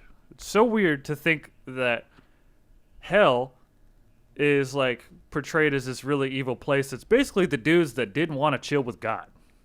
Yeah, like, because the whole point of this, and this is what's crazy, right, is that you're supposed to be genuinely good and selfless while also being selfish, doing the duty to get to somewhere which is selfish in nature, that isn't shitty. Yeah, that's a selfish act, but you're supposed to do it selflessly. Right. Which is why I've told Christians this, and this is what blows their mind, right? This is what blows Christians' minds. Is I was like, in order for me to be Christian and actually be Christian, I have to not care about where I end up. Okay. You actually have to deny that within yourself to be a good Christian. Is to sit back and say, nope. Yeah, because then you're being selfless at that means point. Nothing. You're doing this for the good of Going the to others. hell, going to heaven doesn't matter. What matters is my behavior and what I choose to do and the mindset that I do it from. If I help the old lady across the street because she looks like she's draped in gold and that she might give me one of them chains, right? I'm not really helping her across the street for a good reason. Well, let's even go to the next step. If you're helping the old lady cross the street because you're doing with the mindset, I need to do this to go to heaven, you're still kind of not doing it for a good reason. Neither one. You're not doing it to just help that lady. So this is the thing, and this is the part where Christians don't like this, right? That I say it's better to not help the old lady at all if you want to do it for the gold piece or to go to heaven. That you should just let her cross the damn street on her own. If you're not doing it for the benefit directly of her needing the help, then yeah, don't do it. And this is what Christians argue. They say it's better to help someone with bad intentions than to not help them at all. This is where it gets crazy. It's a little interesting here. Right? Because these are ethics, bro. These are ethics. Right? This is like, do you help somebody for your own agenda or do you not do it? I've always said that in order to actually be true to myself, I must be completely honest with my feelings. And if I don't want to help the old lady across the street, then I shouldn't do it because I am not, I'm trying to get to the point to where I want to help the lady across the street for the sake of helping the lady. And if I'm not doing it, then I haven't grown enough within myself to go do the right thing. Okay. And some people would say then you should practice by doing it. And some people, like me, would say I need to self-reflect and motivate myself to do the right things and have the mindset, which I think comes from sports, to be honest. Yeah. Because like the dude that like the Terrell Owens guy that wants the ball and he wants to go score a touchdown, but he wants to score it for himself, OBJ isn't really helping out. Right? He's not really helping your team. Those guys suck to be around. Yeah. Right? But the guy who's like, I want to run my routes good, because if I run my I'll routes draw him good, off. I'm You gonna can get be open. We can get yards. We can score. We can win. We're gonna get this bad boy done. Yeah. And like Terrell Owens like he may Ward. get the ball because you took it off of him, and he may relish in that, but you did the right thing and made that happen, which is fine. But you didn't make it happen for him. You made it happen for the entire. That's like a Heinz Ward. He's like, I like blocking. You know what I mean? Yeah. He's trying to win. Same shit. That's wild. And I want to take this moment to say, like, I'm not denouncing Christianity with this. I just like to open up the conversation, get the gears going, get the mind working. It's just interesting to me because to me, I don't take it literally. So I feel like a lot of it is open for interpretation. So it's an intriguing conversation to be had, specifically with someone who's like, no, you have to, like, I've had this experience. You have to take it literally. And then when you bring up things that don't seem so good and genuine, you're like, do we take that part literally? And they're like, well, no, that part's open for interpretation. I was like, well, then isn't it all open for interpretation? Yeah. It's the picking and choosing that bothers me. Did you ever watch the Two Popes movie? Instagram. I mean, not on Instagram, on Netflix. Jesus Christ. It's not a very long movie if it's on Instagram. It's a reel. 15. So it was funny. This is off topic, but it's kind of a funny joke that was said. It's like this guy, he goes in and he asked the priest. He's like, is it all right if I smoke while I pray? And the guy's like, no. Like, it's not okay to smoke while you pray. He's like, is it all right if I pray while I smoke? Ooh. Well, yeah. Seems like quite the interpretation right there, huh? Right? It's like they're the same exact thing. You're both, either one, you're praying and smoking. Yeah, when we break this down, you're doing the same thing. It's just, how do we perceive it? Yeah, like if you're sitting there praying in your pew and you're like, let me light one up, right? Then everyone's like, oh, that's not good. But if you light one up and you're like, oh, let me pray, like, that's fine. Yeah, well, here's the thing, too. Like, It's just funny. because I feel like people's issue with that would be, oh, you're not supposed to do things that are bad for your body, right? But y'all eat fucking hot Cheetos and processed food and, like, antibiotic chicken and everything else. So, you know what I mean? The picking and choosing. But I do like, I would say, as I get older, I'm more okay with organized religion because I feel like it does serve a societal purpose. It's good for a lot of people. The more people I meet that, like, religion's good for them, because you know how I was back in the day, I was way more brash. But I don't know, as I'm getting older, I'm seeing the good, so I don't want to chop it down too much, but I'd still enjoy if we can have a conversation with someone to where we don't get emotionally charged, but we can just, I'll say ideas that I don't necessarily agree with a lot of times. I'm just putting them out there for the sake of a conversation, a discussion. Hopefully there'll be something of higher purpose to be had out of that discussion. So I just wanted to mention something to you that about, I got in a discussion at GCU, which was right at probably my peak of non-Christian, believe it or not. Yeah, like there's right? definitely Most a period of like, heavy rebellion for you in that moment.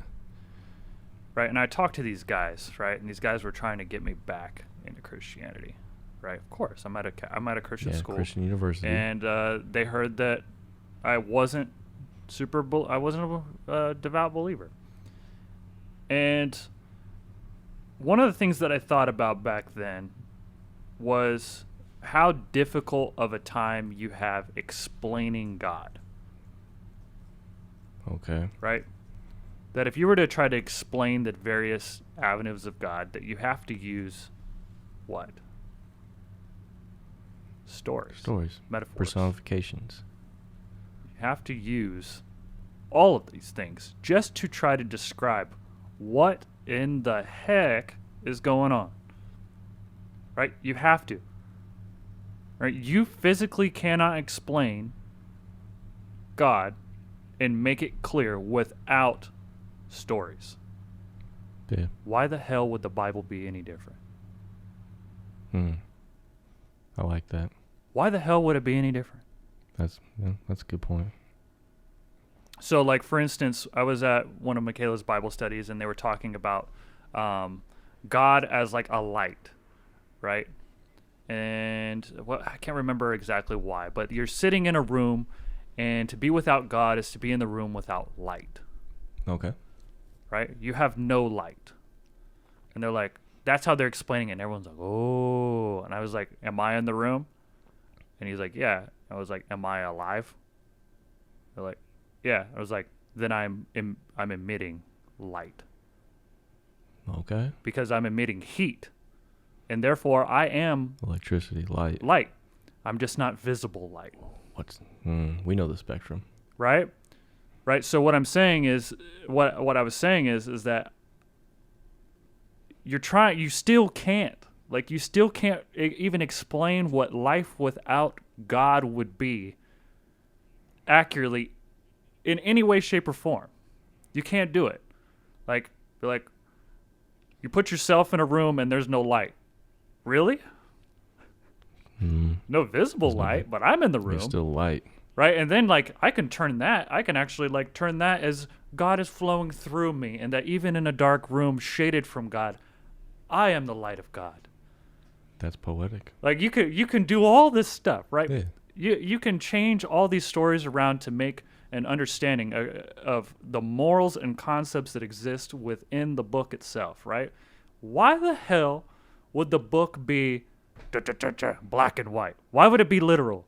If you literally can't explain the concepts of the Bible, you literally can't do it. Yeah, so why you wouldn't have a literal book? That makes sense. It's not literal. It can't be literal. But then it's like, to me, it can be historically accurate at times, which would allude to the how literal it is, but it can't, like, conceptually be literal. Yeah. And I think that's where, for me personally, if we all kind of, like, adhered to that mindset, I'd be way more with it. But it's like when people want to take certain points literal and not others. Like, it's the hypocrisy so much. You know what I mean? Like, well, yeah. It says right there, a man doesn't lay with another man. I was like, yeah, but maybe they can. under certain constants. You know what I mean? Well, I got in this discussion about premarital sex. Like, where in the Bible does it say that you can't have premarital sex? I don't right? And we believe often it do does. that. It doesn't say that. It basically says that you shouldn't have sex with more than one other person. Yeah, but what if you never got married, but you just like common lawed it? Right. That's the gray area, right? Is that we're like, well, you can't have sex outside of marriage because marriage is what binds you to another person and commits yourself to one person. I was like, well, marriage is the ceremony that shows that. Yeah. Why couldn't I do that without the ceremony? Well, because you have to do it in front of God. Well, isn't God always observant of what I'm He's doing? omnipresent. So why can't I just commit myself actually to doing that? And they're like, well, because then you don't know. I'm like, well, then I actually never know because there's a whole other person involved that may not be committed to me. And they're like, well, God will bind you. Well, divorce makes a lot of sense then. You know what I mean? Yeah, like I'm reading through this thing. It's a breakdown of why Hebrews 13:14 says that premarital sex is a sin, but it doesn't actually say that. All it really comes down to is interpretation, because the only thing you can really take from it is marriage, including the sexual relationship, is to be held in honor among all. Right. But it doesn't really say that you know what I mean? So I told, like, I was talking with one of the guys about it, and I was telling him, I believe, because he was concerned, right? Because Michaela said that we were having sex. And he was concerned that Michaela and I were having sex. Interesting. And I told him that... Has he been on Instagram? Well, I'm assuming so. But he expects these from his friends, right? He's trying to lead us. I know. He's shepherding, the flock, shepherding right? his flock. Yeah. I'm cool with that. And I told him, I was like, I believe the Bible is trying to tell you not to be promiscuous. Right? And then I told him I believe that it wants you to, you're being guided to not be promiscuous because promiscuity leads to children in separated homes. It leads to a which handful traditionally of possible downfalls. bad. You know what I mean? Right. Right, because like the whole impurity aspect of it, right? Yeah. Like, sure, there could be a spiritual impurity involved in this, and I don't know. Like, this is where it gets crazy, right? But if two people are actually in love with each other and choose to have sex with each other during that time, out of wedlock, out of ceremonial wedlock, there's no issue with that. There's literally not a conceptual issue in the Bible with that. Conceptual. Maybe you found some sort of literal interpretation or you created a rule overall, but conceptually it doesn't make any sense. Conceptually. I just had a random thought on this topic of premarital sex. Isn't there somewhere, because obviously Hebrews is in the Old Testament, and that's the only thing that mentions like honoring marriage. Isn't there somewhere in the Old Testament where it says like if you have premarital sex, y'all got to get married? I don't know. To the Google. I don't know. But I think like. But I'm about out of time on my end. I know. I was just gonna wrap this up with. Religion is good. It has a purpose. People are built. Our society is built off ritualistic tendencies, and it adds to a sense of community and like cohesion. So, as I get older, I'm cool with religion. I don't at this point feel like I'm black and white with Christianity, but I see its purpose. I understand that its stories and its teachings have a good purpose in our society. And I don't know that, like, I believe in, at this point, a divine being. I don't know what that divine being may end up being, you know what I mean?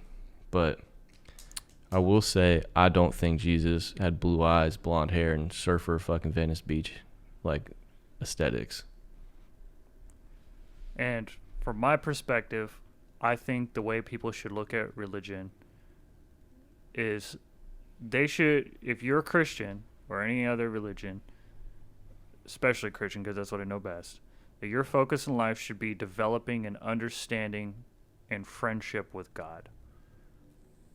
And the Bible is a tool to help you further do that, but you are going to have to self-reflect and really focus on your relationship. Hence why prayer is needed and stuff like that. That you need to actually cultivate a relationship with God, because that is the only way to make sure that you are morally aligning yourself with the concepts of God. Well, and even being true to yourself. For whatever your God may be, you know what I mean? If you are doing those things like you're talking about, whatever your interpretation of God is, it's going to lead you to being kind of true to yourself and who you are. And you know what I mean? It's going to have a good benefit regardless. Because what I've told these guys is I spent years saying, I'm not going to do anything because of God. Nothing. I'm not going to do anything for that.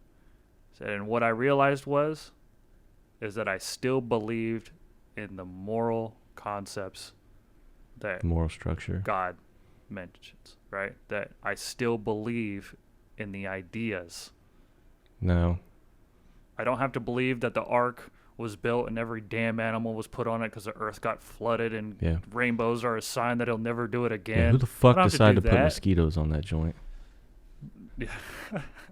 Well, thanks a lot, Noah.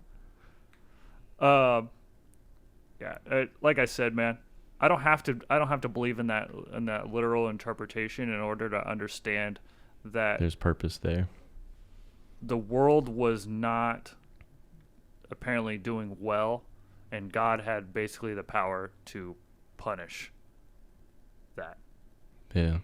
Because it also kind of said that the interesting thing is that, you know, Abraham or whatever, right? Well, Adam and Eve, you know, had babies, and those babies had babies, right? And they have this lineage. And then all of a sudden there was other people fucking up.